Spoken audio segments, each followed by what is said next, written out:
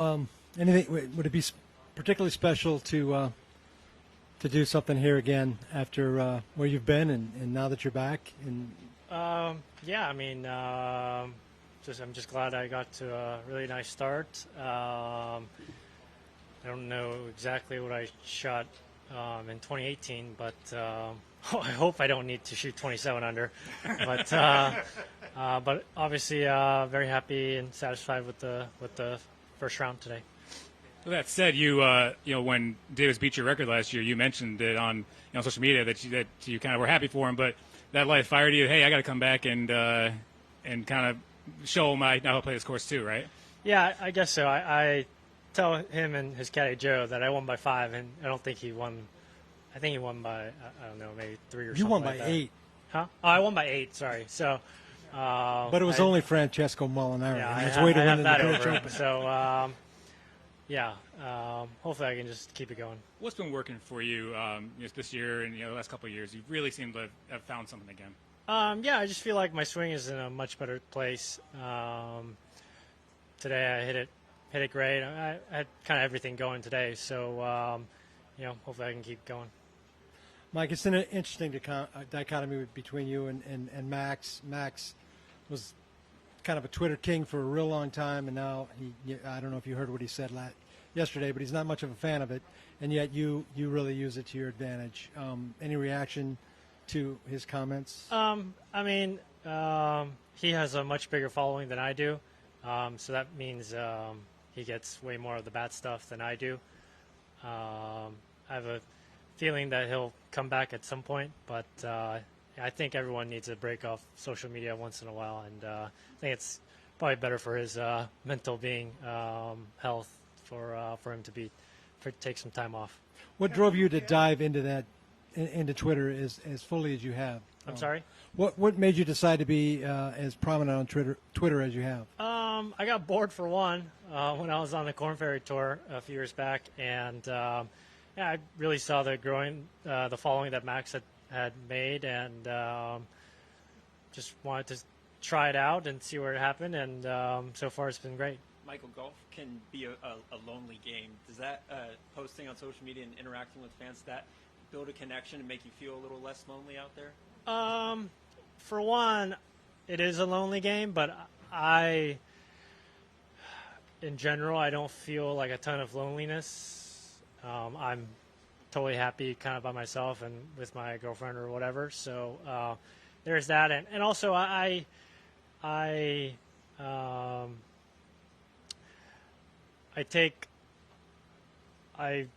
really enjoy the relationship I have on Twitter with my followers, but at the end of the day, it's the real friends and family that have been with me for a long time that I cherish way more. And that it's social media is great, but I think it should be way more about my really close friends.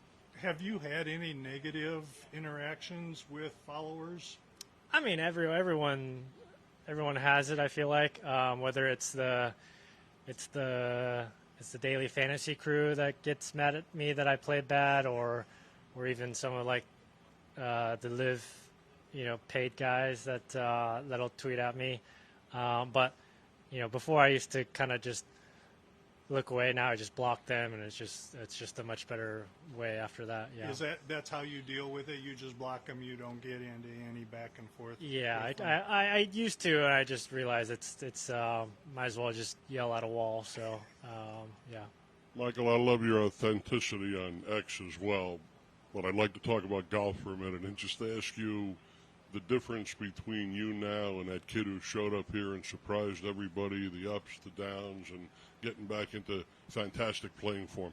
Yeah, obviously had a fantastic week in 2018, but I just think I'm a much more complete player physically and mentally. So it's kind of a lightning in a bottle moment, but what I've been doing now feels way more sustainable, and I think I'll be able to handle it better leading up.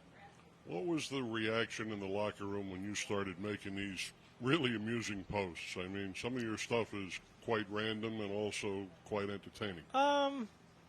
Mostly good. Harry Higgs just a few days ago says he looks forward to some of my stuff. But I don't think I'm sharing anything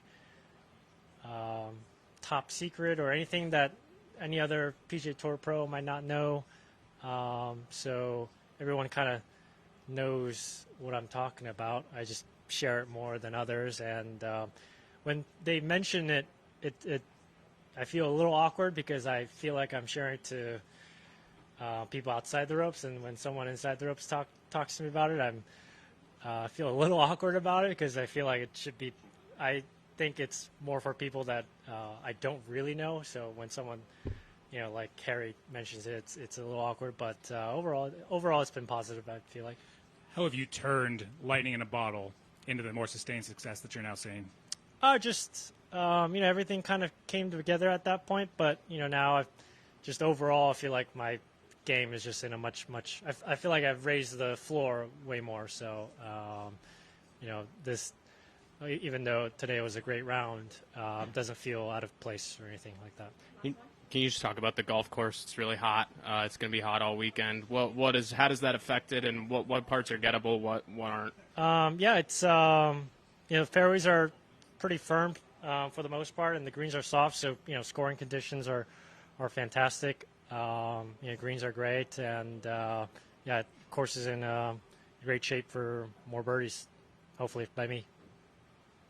Yeah. Awesome. Thank you.